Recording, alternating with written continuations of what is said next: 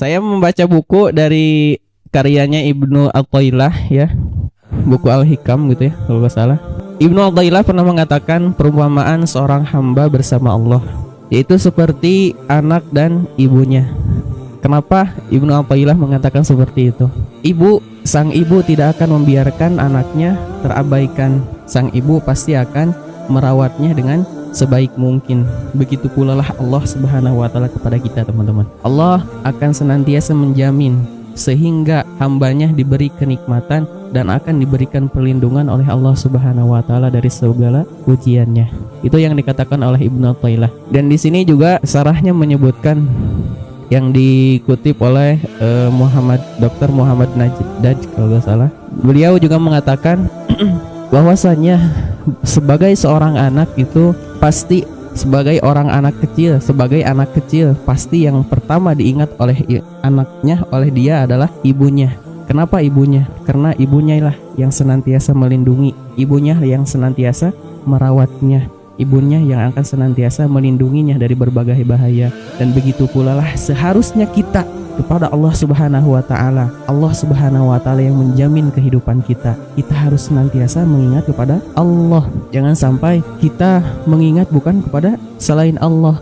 Allah lah yang memberikan kenikmatan kepada kita. Allah lah yang memberikan suatu perlindungan kepada kita. Tapi apa balasan kita kepada Allah Subhanahu wa taala? Salat 5 waktu. Apakah kita sudah bisa salat 5 waktu secara sempurna? Apakah 5 waktu itu bisa kita sebutkan kita sudah melaksanakan perintah Allah Subhanahu wa taala? Saya mendapatkan pelajaran dari kemarin pulang ke rumah. Intinya seperti ini. Saya menanyakan kepada guru saya, Kang gitu. Akang ya saya nyebutnya, kepada kakak-kakak besar Guzwan. Kang sih, gimana saat kita harus menjawab atau bisa menyikapi berbagai masalah di masyarakat? Kenapa saya menanyakan tentang hal ini? Saya mundur dulu ya. Ketika saya beranjak pulang, kan dari sini saya menuju Cipara itu pakai Gojek ya, pakai online lah bukan apa.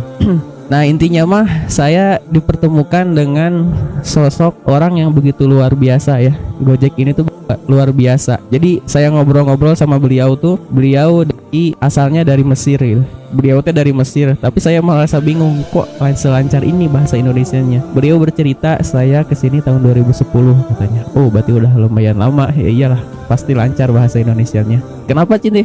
Buat antum pergi ke sini gitu ya. Sedangkan di sana orang Indonesia pengen ke sana ke sini katanya. Waktu itu teh katanya ini di streaming ya. Waktu itu teh katanya 2010 itu lagi matanya peperangan gitu ya. Peperangan antar apa pokoknya nama. Yang intinya mah dia sama kakaknya sama ibunya tuh pergi ke Indonesia untuk menghindari lah dari berbagai permasalahan di negerinya.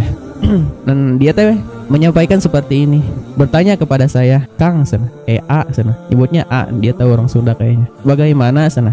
Saya pengen belajar Al-Quran misalkan, tapi tidak kepada guru. Dan saya sempat berusaha, tetapi saya tidak memiliki biaya untuk mencari guru. Gimana menurut Akang? Saya sudah mendapatkan jawaban dari teman-teman saya juga yang mesantren katanya.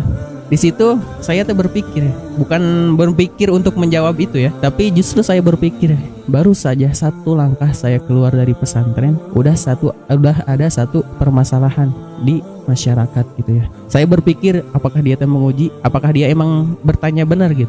Dia kan orang Mesir gitu ya. Kira-kira hal seperti ini tidak tahu gitu. Saya menjawabnya dan dia menjawab juga. Saya baru mendengar ilmu seperti ini katanya. Saya tuh merasa kaget. Oh baru dengar sih. Iya karena sebanyak orang yang di luar sana menjawab bahwa apabila kita tidak belajar kepada seorang guru sama saja dengan bodoh katanya.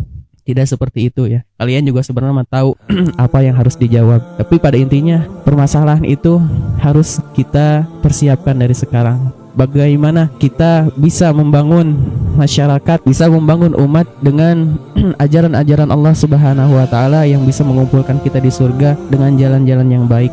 Pada intinya ada satu ilmu ya dari guru saya. Kan tadi saya menanyakan tentang hal ini. Bagaimana cara untuk bisa menyikapi permasalahan di masyarakat? Tentunya pertanyaan-pertanyaan yang beragam di masyarakat gitu ya. Contohkan saya baru belajar 3 tahun gitu ya. Para ulama belajar sampai puluh-puluh tahun gitu ya. Saya belajar baru 3 tahun, belajar keagamaan baru 3 tahun, tapi saya sudah harus menyikapi berbagai permasalahan di masyarakat gitu. Apa yang saya harus lakukan? Beliau menjawab, pada intinya la yukallifullahu nafsan illa wus'aha. Itu yang disampaikannya. Allah Subhanahu wa taala tahu mana kemampuan, sebagaimana sudah mencapai mana kemampuan hambanya. Allah Subhanahu wa taala yang Maha tahu. Amir datang ke sini. Hai. Jadi adalah la yukallifullahu nafsan illa wus'aha. Beliau menyampaikan Allah Subhanahu wa taala Maha tahu dari berbagai kemampuan hambanya. Allah Subhanahu wa taala yang menempatkan kita di sini. Allah Subhanahu wa taala yang memberikan ujian, dan Allah Subhanahu wa taala yang melindungi kita dari berbagai ujiannya.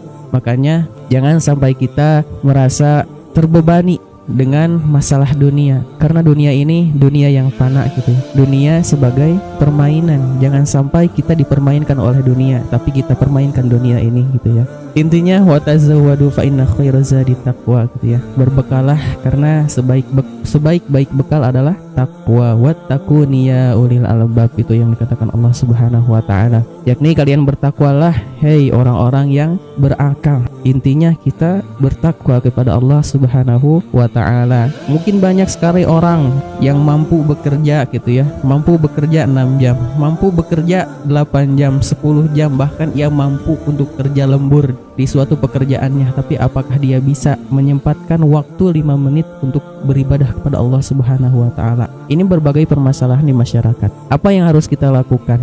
Beliau juga menyampaikan, jadikanlah waktu pekerjaan kita sebagai beribadah, bukan kita mencari pekerjaan untuk beribadah, tapi jadikanlah pekerjaan kita sebagai ladang buat perbekalan kita menuju surganya Allah Subhanahu wa taala. Itu 2 poin yang disampaikan oleh beliau. Intinya Allah Subhanahu wa taala akan melindungi hamba-hamba yang soleh. Dia yang akan melindungi hamba-hamba yang soleh, itu yang dikatakan dalam surat Al-A'raf. Dan di dalam surat Muhammad surat Muhammad menyebutkan dzalika bi annallaha, ada yang tahu? Ayat 11, dzalika bi annallaha maulal ladzina amanu wa annal kafirina la maula lahum. Sebenarnya Allah Subhanahu wa taala akan melindungi orang-orang yang beriman, dan bagi orang-orang yang kafir tidak mendapatkan perlindungan. Maka teman-teman rahmati Allah, jangan sampai karena kita sudah tahu Allah lah yang menggerakkan kehidupan kita di dunia ini, Allah lah yang memberikan nikmat kepada kita, Allah juga yang melindungi kita dari berbagai ujiannya. Jangan sampai kita terlalaikan. Ada satu PR dari Allah Subhanahu wa taala, yakni kita beriman kepada Allah Subhanahu wa taala untuk mendapatkan nikmat-nikmat dari Allah Subhanahu wa taala, yakni dengan kita beriman kepada Allah. Untuk mendapatkan perlindungan dari ujiannya, yakni dengan beriman kepada Allah Subhanahu wa taala. Semoga ilmunya tersampaikan.